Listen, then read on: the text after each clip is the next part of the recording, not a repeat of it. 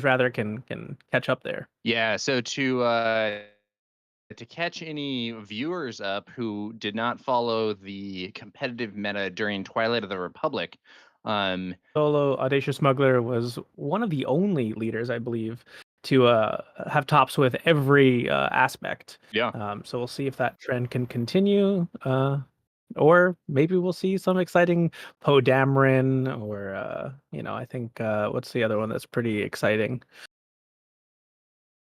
Any there are leaders that several you're excited new. about?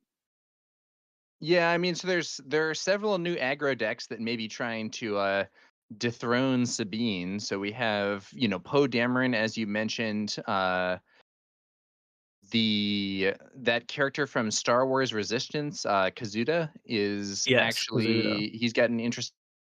And I've even heard about people which historically we haven't seen that much of. It seemed like heroism has usually been the aspect that has the stronger hand when it comes to aggro, but that could change. It'll be interesting to see how things go. Yeah, for sure. Another 4 cost deploy leader, that, but it's our first villain 4 cost with 5 health, so that definitely Yeah, I might give mean it a little bump there. we did have good old Kylo Ren, but he is very fast. He is actually faster than Sabine with the right composition, but he is also very fragile, both Mhm. in terms of his leader card only having 4 HP, but also in terms of that deck does not have as good of a backup plan as Sabine does if the opponent manages to stabilize.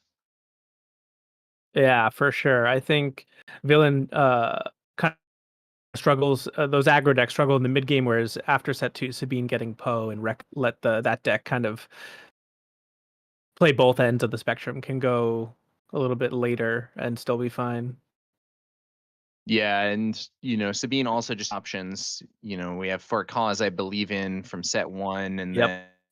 then that's been upgraded with things like Cassian Andor, who's just a crazily good card, really. Yeah. Um, the ability to either play him as a three, the Rebel trait, which is itself good, or potentially smuggle him in and have him come in ready later on. That's a very strong combination.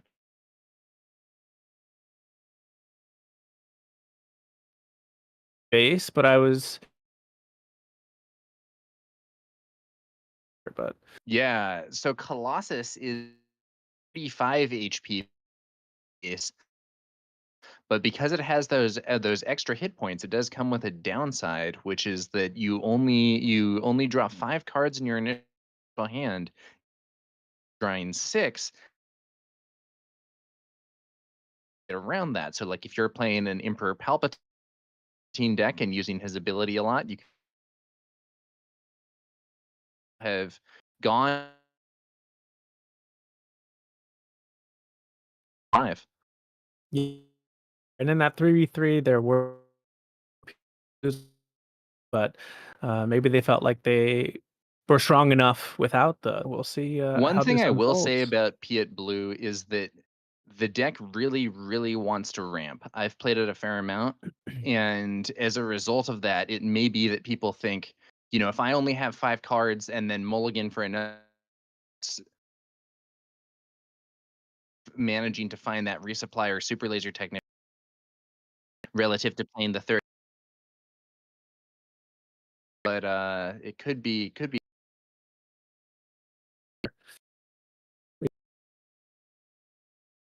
So with initiative is very powerful, Yeah, really and then interesting call.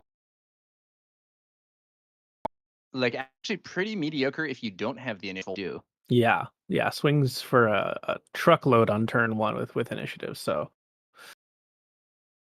well, I'm sure we'll see that go right to base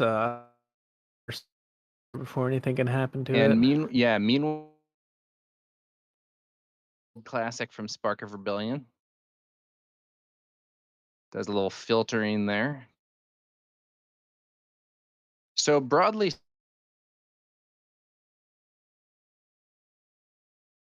matchup, the Piet is able to bring out really powerful fair amount of inevitability, and it has some good ways to block Django in space. But Django also has a lot of ways to play into it, especially if the Django player is running bouncy effects like Yeah, I Waylay. think people quite popular today for good reason. So therefore, I think there also will be a lot of Piet because we know these mid-range villain decks often struggle into that Piet's going to run.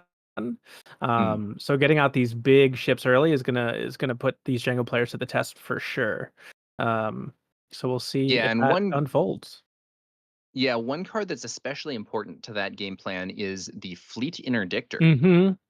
Yep. Um, because that Fleet Interdictor really caused some major problems for space strategies by coming out there and being a big sentinel and then also having that relevant when defeated effect. And with Piet, you can potentially play him on 5 resources after flipping Piet, which can really shut things down. Yep. I tuned into some of the interviews earlier, and some of the Django players going into the 3v3, it's a little bit different of a format, were kind of deck building around that. Mm. So we'll see if anyone went with that option, expecting there to be a good amount of counterplay with this Piet blue deck. Or are they just going to go all Yeah, in it's space here? interesting. New resupply Ooh, carrier yeah, hits the field here. this is a good one for this is a good one for Piet. So it was actually a card that I previewed during the last preview season, but it's a 4 or 5 supply attached to it. You can play it more quickly than other decks like Avenger and Devastator. Yeah, and with the resupply earlier, we have a double ram them to flip that out, threatening a Devastator or Avenger rather next turn for 7 resources, which is very scary. Yeah, that's really something that opponents do not want to see, and that's the thing about Piet is he has a pretty simple game plan in ships earlier than you would otherwise be able to. If he gets to execute that plan, it can be really strong. Like the simplicity of it does not mean that it's all garbage or Oh yeah, whatever. So we'll get to those here. this is the pivotal turn. Does he have the Avenger on set? Sure. All right, both players have resourced. We have 5 resources for Django. Django can deploy this turn.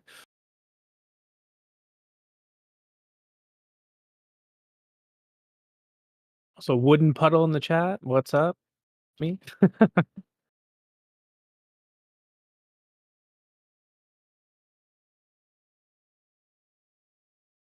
All right. What is the play here? Piet is on. There's the Oh, there interdictor you were is talking.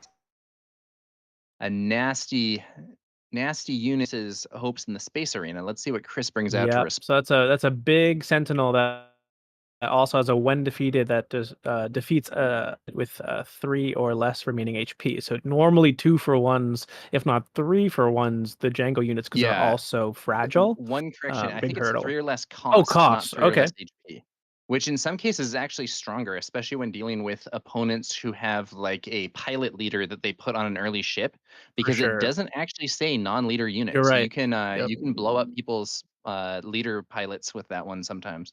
And it got what happened to it.